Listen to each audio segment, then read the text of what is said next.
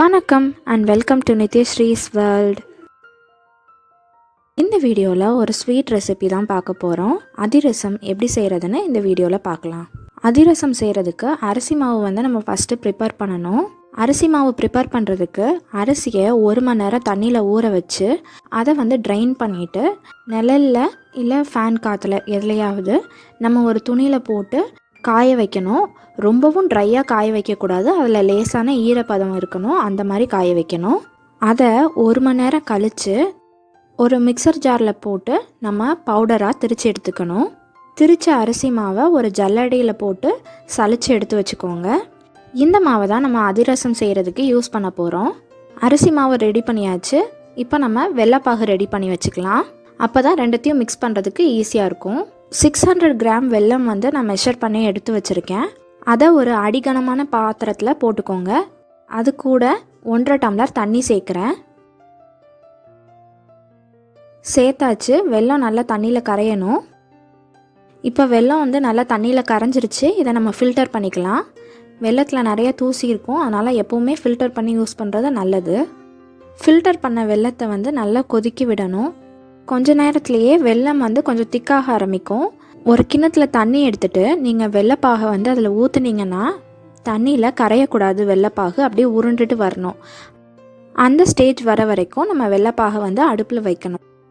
நம்ம அதிரசம் செய்கிறதுக்கு பாகு இந்த மாதிரி இருக்கணும். அப்போ தான் நம்மளுக்கு அதிரசம் நல்லா வரும்.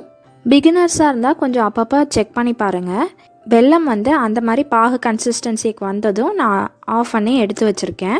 வெள்ளைப்பாகோட கொஞ்சமாக ஏலக்காய் தூள் சேர்க்குறேன். உங்களுக்கு ஃப்ளேவர் எவ்வளோ பிடிக்குமோ அதுக்கேற்ற மாதிரி நீங்கள் ஏலக்காய் தூள் ஆட் பண்ணிக்கோங்க. நம்ம ஒரு அரிசி மாவு ரெடி பண்ணி வச்சுருந்தோம்ல, அதை ஒரு 800 கிராம்ஸ் நான் மெஷர் பண்ணி எடுத்திருக்கேன். அந்த அரிசி மாவை நான் இப்போ வெள்ளைப்பாகோட சேர்க்குறேன். சேர்த்து கொஞ்சம் கொஞ்சமாக மிக்ஸ் பண்ணி விடுங்க.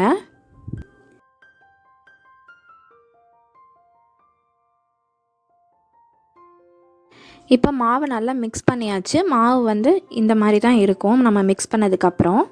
இந்த மாவை நம்ம அப்படியே மூடி வச்சிடலாம். 1 நாள் இல்லை 2 நாள் கழித்து நம்ம இந்த மாவில் அதிரசம் ப்ரிப்பேர் பண்ணலாம். அதிரசம் மாவு ரெடி பண்ணி நெக்ஸ்ட் டே தான் அதிரசம் செஞ்சேன். அதை தான் வீடியோ எடுத்திருக்கேன். ஒரு கடாய் ஹீட் பண்ணிக்கோங்க. அதில் டீப் ஃப்ரை பண்ணுறதுக்கு தேவையான அளவு எண்ணெய் ஊற்றிக்கோங்க. அதிரசம் செய்கிறதுக்கு இலை இல்லை இந்த மாதிரி பாலித்தீன் கவர் உங்களுக்கு எது கிடைக்குதோ அதை நீங்கள் எடுத்துக்கோங்க. அது மேலே நல்லா எண்ணெயை அப்ளை பண்ணிக்கோங்க. ஆயில் நல்லா அப்ளை பண்ணதுக்கப்புறம் நம்ம அந்த அதிரசம் மாவுலேருந்து சின்ன சைஸாக எடுத்து நம்ம எண்ணெய் தடவி வச்சுருந்த பாலித்தீன் கவரில் நம்ம அந்த உருண்டையை வச்சு நல்லா தட்டணும். ரொம்ப தின்னாகவும் இருக்கக்கூடாது, ரொம்ப திக்காகவும் இருக்கக்கூடாது, அதை பார்த்துக்கோங்க. ரொம்ப தின்னாயிருச்சுன்னா அதிரசம் பொங்காது. கொஞ்சம் திக்காக இருந்தால் தான் பொங்கி வரும்.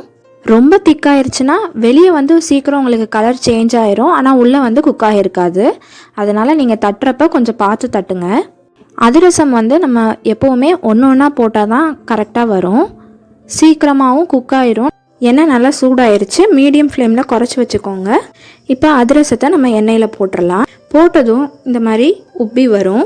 உப்பி வந்ததும் நம்ம அந்த பக்கமாக திருப்பி போட்டு அந்த பக்கம் குக் பண்ணணும்.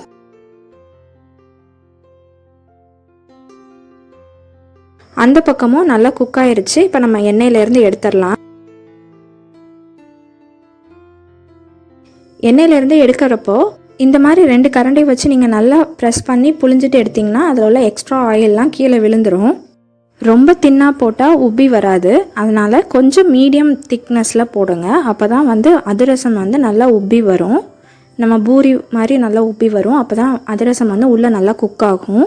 இப்போ நம்ம அதிரசம் ரெடி ஆயிடுச்சு. நம்ம ஆயிலேருந்து குக் பண்ணி எடுத்தாச்சு. நீங்களும் உங்கள் வீட்டில் அதிரசம் ட்ரை பண்ணி பாருங்கள். இன்னும் எங்கள் சேனலை சப்ஸ்கிரைப் பண்ணலைன்னா சப்ஸ்கிரைப் பண்ணிக்கோங்க. பக்கத்தில் இருக்க பெல் பட்டனையும் கிளிக் பண்ணிக்கோங்க. இந்த வீடியோ உங்களுக்கு பிடிச்சிருந்தா லைக் பண்ணுங்கள், ஷேர் பண்ணுங்கள், கமெண்ட் பண்ணுங்கள். தேங்க்ஸ் ஃபார் வாட்சிங்.